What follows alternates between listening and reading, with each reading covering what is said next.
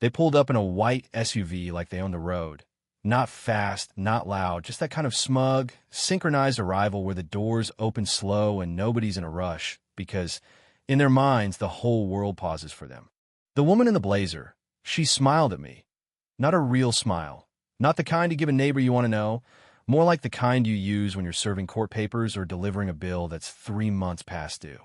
"Welcome to Maple Ridge Estates," she says, still grinning. "Your land is now part of our HOA." No joke, that's how I found out my little slice of heaven had apparently been annexed by the community busybody's version of the IRS. And here's the part nobody talks about when you buy land out here. You can spend months, maybe years, rebuilding 5 acres that burned in a wildfire. You can pour sweat into every nail and shovel and cuss word. And in one afternoon, a group of people with nice shoes and clipboards can walk right up and tell you all that work belongs to them now. I'm Ethan Carter, by the way.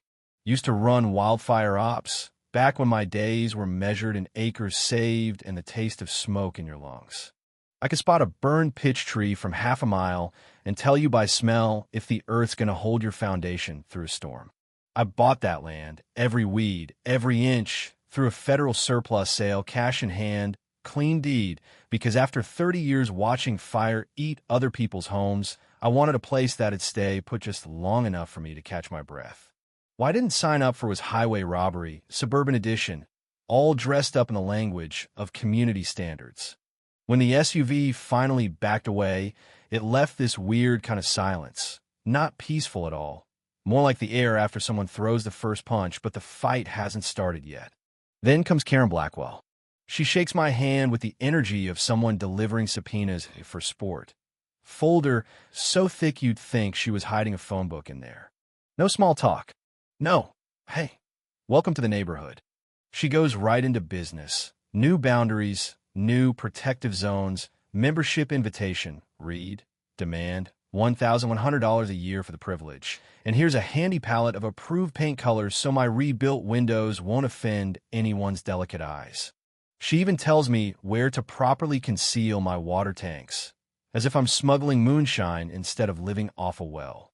So I stand in my half-built house, staring out at what I've built, ember-resistant siding, new windows, and listen to a woman in a pantsuit explain how my home is an eyesore because it doesn't match a cul-de-sac a mile down the road.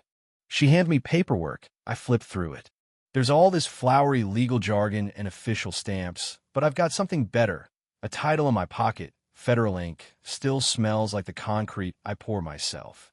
And let me tell you, you can't paper over ownership any more than you can fix a busted pipe with duct tape and wishful thinking. They left that day, and I thought, okay, posturing, classic HOA scare tactics. But I was wrong. Next morning, I'm walking my line, and one of my boundary stakes is missing, just gone. Dirt's all turned up, like someone ripped it out in the middle of the night. Down the road, I spot that white SUV parked just watching, like a wolf circling, making sure you see it. That evening, 5 of my solar panels are shattered, glass sparkling in the sunset like someone dropped a chandelier. No footprints, no tire marks, nothing. Whoever did it knew what they were about. Next, I come home to find 2 giant concrete barricades blocking my driveway, spray-painted bright red. HOA property. Do not enter. That was their message. We're not just making noise, we're staking a claim. I call the sheriff, get transferred to a dispatcher who sounds like she's reading from script. Sounds like a civil dispute, sir. Civil. Sure.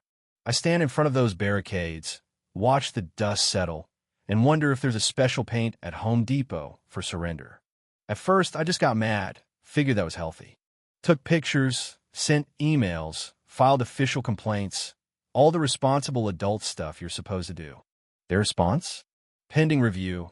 Please allow more time. We're forming a committee. The bureaucratic slow bleed. Then I found something. A bent screw from a camera mount half buried in the dirt. Someone yanked down a security camera, careful not to leave evidence. Somebody planned this. See, I keep an old field drone.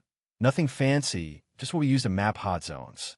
Out of habit more than hope, I ran back through the footage. There he was, 6 weeks earlier, walking the edge of my property, dark green vest, HOA logo on his back, red gasket in his hand.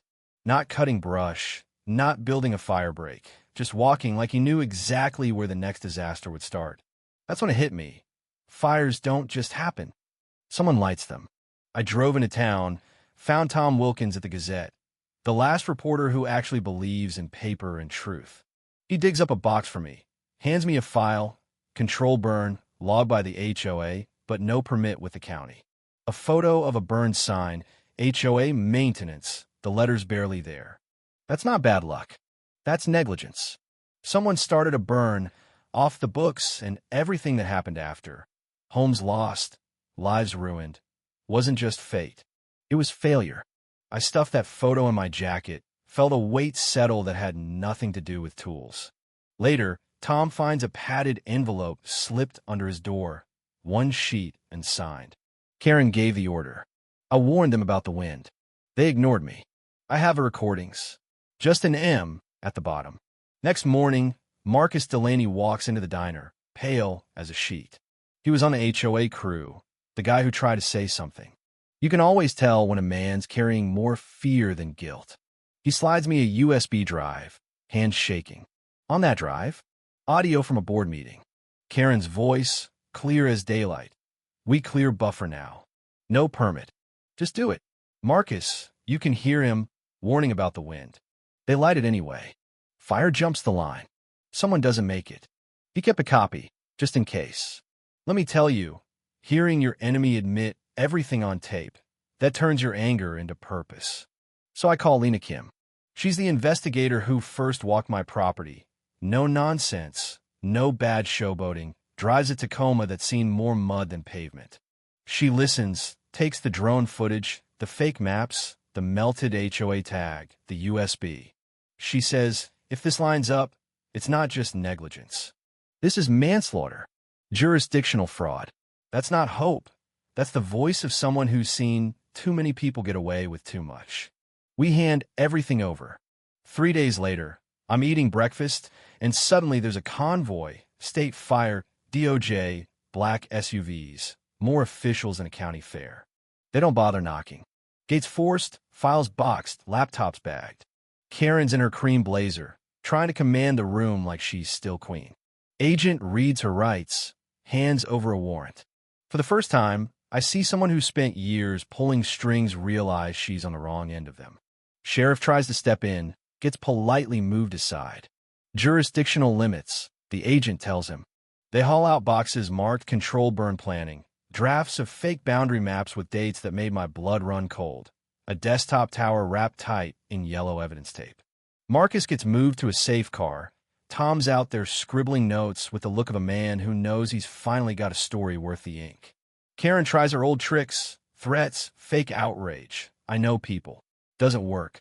Let me tell you, watching someone so used to calling the shots get walked out in cuffs, it's not triumph. It's just quiet. After enough years fighting fires, you know the line between justice and revenge is thinner than you want to admit. This was justice finally moving forward.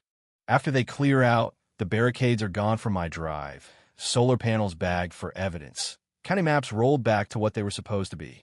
Lena gives me a nod. No speeches, no cookout, no standing on the porch soaking up applause. I just walk my land at dusk and say, to nobody in particular, you're safe now. Funny thing, I always thought winning would feel like fireworks. But honestly, it's more like finally exhaling after holding your breath for years. And look, I'd be lying if I said there weren't moments in all this where I wanted to just walk away. Sell up, move on, let somebody else deal with the HOA, the threats, the games. Easier to run than to keep dragging a fight through the mud. But then I'd think about those lives lost in the fire, about how if I quit, the only story left would be bad luck. That quiet kind of duty to the truth is what got me off the porch. Not heroics, not pride, just the stubborn belief that if you let lies fester, the world keeps burning. When the dust settled, Karen was facing indictment. Marcus had a shot at redemption. Lena moved on to her next case. Tom finally got to print something that mattered, and my land, stubborn, scar but still mine, just kept on healing, slow and steady. These days, I walk my property sometimes just to remember what it means to build instead of watch things fall apart. And here's what I know now. Power and paperwork can hide the truth for a while, But sooner or later, truth finds its way to the surface like green shoots after a fire. So, maybe the question is, what do you do when justice finally shows up, late and messy but real? Do you forgive, or do you just try to move on? I'm not sure I have the answer, but I'd sure like to hear yours. Drop your thoughts below. Tell me where you stand. Ever fought the system and won? Or lost? Let's hear it. Because at the end of the day, that's what makes a community. Not the bylaws, not the blazers, but the stories we carry and the fights we're willing to have for what's right. 25.